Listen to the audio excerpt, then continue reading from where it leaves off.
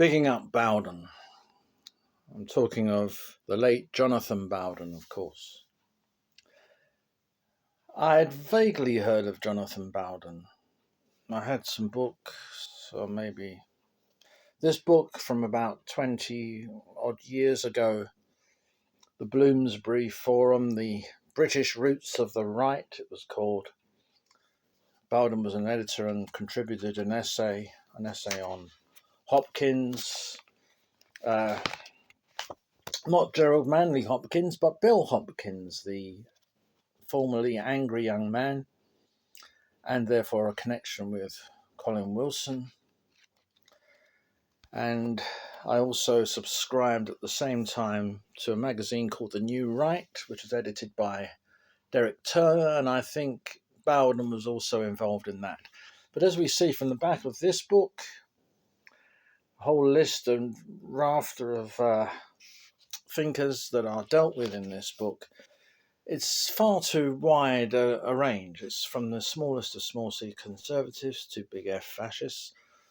And I don't think one can really get a pathway through such a wide range of thinkers because of the contradictory nature of the contributions. There's no cohesive centre there. The centre cannot hold. If we had any kind of Nietzschean here, I wasn't really that aware. Until, with more prompting, I looked at his actual material on Nietzsche. I particularly look at a piece called The Uses and Abuses of Nietzsche. This is actually a podcast, it's an interview, and Bowden is invited to give his certain positions on Nietzsche, and I was amazingly impressed. In fact, I was quite floored by it. It's actually quite brilliant. And to think that this was an interview and the way he marshalled the subject, the way he moved through the different concepts was quite absolutely brilliant and quite white hot. It really was absolutely amazing. And I therefore realized that Bowden is a very important Nietzschean thinker, an important figure in terms of being influenced by Nietzsche, and someone taking Nietzsche on new pathways into metapolitics, as he calls it, and therefore worthy very much of a tribute and attention by tough Nietzscheans. In fact, it seems that Bowden was a tough Nietzschean before the letter. In this piece, The Uses and Abuses of Nietzsche, which is a good title, for it refers obviously to Nietzsche's own essay on the thoughts out of season called The Uses and Abuses of History. And there Nietzsche lays down different formats of history, different positions on history in terms of relating them to how we would live and how we can better further our lives through the positions we take on history. And so here Bowden is doing something similar with Nietzsche. He's putting down the positions, the various positions taken on Nietzsche, and seeing which one is the best for us to further philosophy and metapolitics, and indeed future politics and future philosophy. So therefore it's definitely up our street. What we call tough Nietzscheans, Bowden calls in this essay or speech constructive Nietzscheanism. And that's a good take because he's contrasting it with, of course, deconstruction. So whereas tough Nietzscheans, we contrast that with soft Nietzscheans, and we begin with those post-war Nietzscheans, the Kaufmann and the Hollingdale, who, as Bowden says, are revisionists. Kaufmann he calls a revisionist, and he is. This is a revisionism of Nietzsche carried out in the post-war world. And it's a revision of Nietzsche to make him an existentialist, to make him more liberal, and to cover over the more tougher harder aspects of Nietzscheanism, to explain them away, if possible. This is what they do. But then also Bowden points to the later deconstructionists, the hard Marxists of the ilk of Deleuze and Guattari, who take Nietzsche into that totally negative deconstructionist destroying mode. The kind of view that many have of Nietzsche as a kind of purely nihilistic and negative philosopher who destroys, and that's all he does. He tears down Christianity, he tears down modernism and liberalism and all the rest of it. So those are the positions that he outlines. So in a way, he expands our view of the soft Nietzscheans and takes in the hard left Nietzscheans as well, as being of their ilk as they are. And he also points to the popular Nietzscheans, just the popular understanding of Nietzsche that emerges in pop culture, in anything from David Bowie to the comics to the movies. And again, that's another aspect perhaps we should deal with a bit more. But these aspects of Nietzsche, of course, are revisionist or very myopic. The real Nietzsche is the constructive Nietzsche. It's the Nietzsche that emerges really with the joyful wisdom coming out of daybreak or the dawn of day, emerging through Zarathustra, and then beyond good and evil and the genealogy of morals, and of course the twilight of the idols. This constructive Nietzsche gives us the philosophy to live by.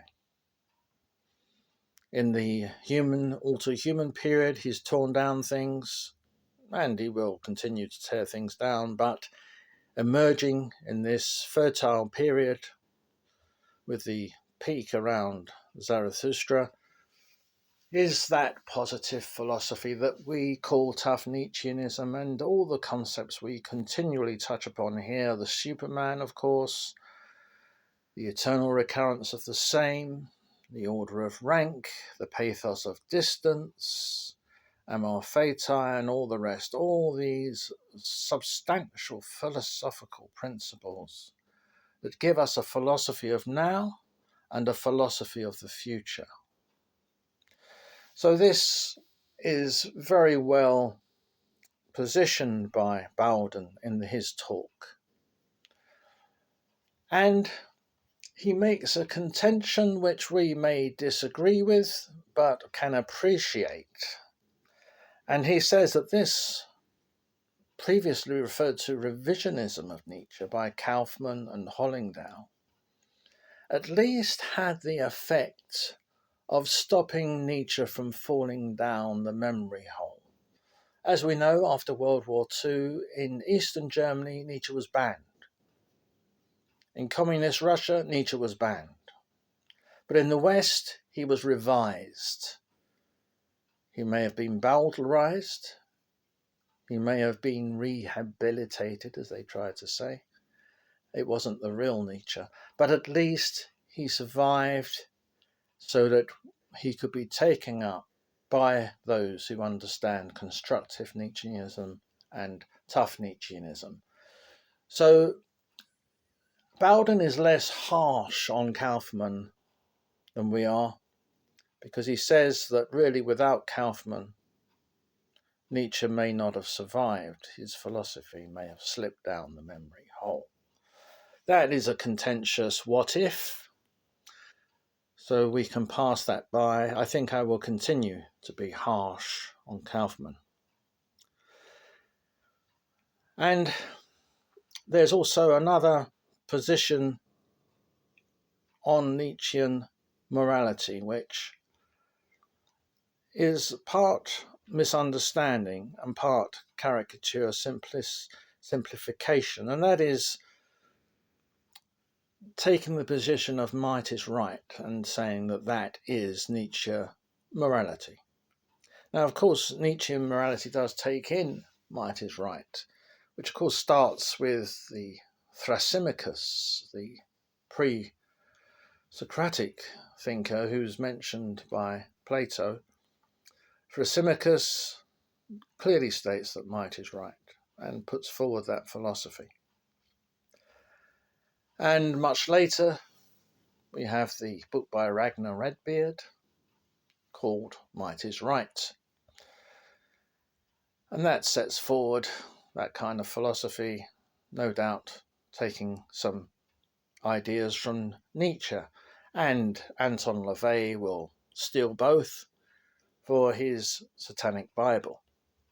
But Nietzschean morality is not purely might is right. As Bowden points out, there is a huge degree of sublimation in Nietzsche. And there is a huge degree also of aestheticism in Nietzsche. In other words, morality becomes almost aesthetic. So it becomes less a case of what is right or wrong, as more a case of what is ugly or beautiful. And therefore we're in a kind of almost Wildian atmosphere of power linked with beauty. A different kind of aristocratic ethics. And Bowden doesn't shy away either from, of course, Nietzsche's connection with a prefiguration of Nazism and Nietzsche's also connection to anti-Semitism. And again, we slightly disagree with Bowden here, although we appreciate, again, his position. For him, Nietzsche's positions on proto-fascism and anti-Semitism are completely ambivalent, which of course is true. He gives proto-fascist ideas and statements, and he also gives anti-proto-fascist statements. He gives pro-Semitic positions and he gives anti-Semitic positions. He gives them both. We have argued on Tough Nietzscheans, and I think it's actually an insight. We have argued that the positions are not sheerly ambivalent, but are actually masks intending to create a misunderstanding. That Nietzsche's philosophy is fundamentally anti-Semitic, simply because he sees Christianity as the great disaster of the world, and that Christianity is at root Jewish. Therefore, he is fundamentally anti-Semitic in that sense. Therefore, the pro-Semitic comments are really covers and also lures and also distractions away from this very cogent position. And similarly with the proto-fascist positions, we see that he is, I think, adopting a masquerade there as well, because ultimately he is aiming at a Zarathustra Reich of 1,000 years, a great European master race, which could only be seen as something very fascistic. So we take a lot of his prevaricating remarks against these ideas as being the attempt to be misunderstood, as he often advised himself that he would be taken and be misunderstood. He often avowed being misunderstood. And so we depart slightly from Bowden there. We do not believe that he merely left these things in abeyance of ambivalence, so you can select either one. We believe that he was actually entertaining masquerading masks and misunderstandings at that position. Now we come to what Bowden calls metapolitics. He states quite clearly in his view, and it's an interesting view and certainly is food for thought, that Nietzsche doesn't actually present a politics as such in terms of a systematic politics. He presents a metapolitics. So it's a politics really of the future. he's putting in place the various indications of what a politics could look like in a superhuman future. And that seems to be this kind of position we agree with as tough Nietzscheans. We think that the rise of technology will certainly colour the rise of a new Nietzschean philosophy of the future, which will have a practical implication. And here, once again, we find Bowden in agreement, because Bowden suggests that in terms of the right, as we loosely call it, Nietzsche is the main philosopher. And really, we can only go forward with Nietzsche. Nietzsche is really the most prescient philosopher of the future of the right. And therefore, we must adhere and remain faithful to the Nietzschean project. Now, he advocates something here which is interesting again. He advocates a kind of revision, a crafty revision of Nietzsche, which I suppose we would go along with, in the sense that we've already said that Nietzsche does like to be misunderstood. So what Bowden is saying here is that Nietzsche is inevitably the philosopher of the right. But there is an element of the right, particularly in the United States, of course, who reject that simply because of their supposed Christianity. And of course, Nietzsche is the most anti-Christian of philosophers. So Bowden advocates playing down the anti-Christian aspects of Nietzsche and playing up the constructive Nietzsche. So putting, as he says, the Antichrist, the book called The Antichrist, at the bottom of the pile, and putting Zarathustra at the top. And therefore, there are some forms of Christianity, what were called in the 30s positive Christianity, that could be loosely mapped onto Zarathustra. And perhaps that was the intention of Nietzsche's use of the biblical satire in the language of Zarathustra. So Bowden suggests rather that those Christian rightists, those right-thinking, those right-leaning Christians in the West could be moved towards Zarathustra, as long as we keep the Antichrist from their eyes, because they won't like that. We are maybe not fully in favour of such a position. We would rather say, this is Nietzsche, take it or leave it. This is a constructive Nietzsche. And hope that the adherence to Christianity will fall away, given that Christianity itself was imposed on paganism.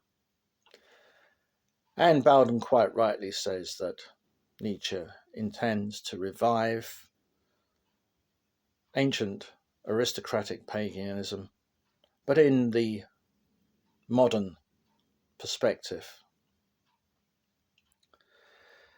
And that, as I've said before, is very much an aesthetic as well as a power move. So there is much food for thought in Johnathan Bowdn's talk and exposition of Nietzsche. I think this piece, The Use and Abuse of Nietzsche, is a fantastic introduction to Nietzsche, and therefore I would put him alongside many of those thinkers like LEVY, who gave us great positions on Nietzsche, tough Nietzscheanism, And I would definitely put him there in that position. And so I can only say big up Bowden.